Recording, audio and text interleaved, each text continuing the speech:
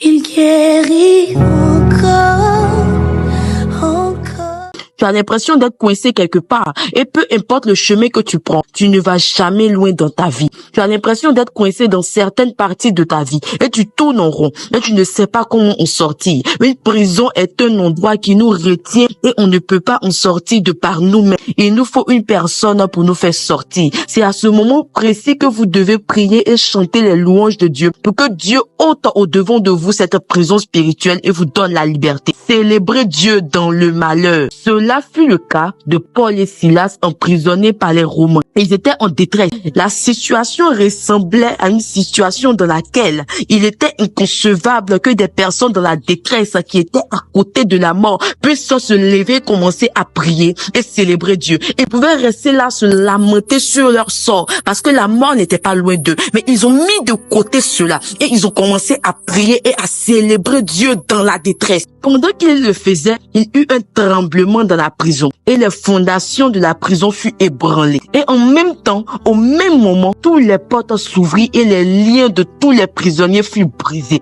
Lorsque vous priez dans la détresse et chantez les louanges du Seigneur dans votre malheur, il vient à votre aide. Il vous sauve de cette prison spirituelle. Peu importe les conditions dans lesquelles nous nous trouvons, nous devons toujours célébrer Dieu et ne jamais arrêter de prier. Les bras sakataka.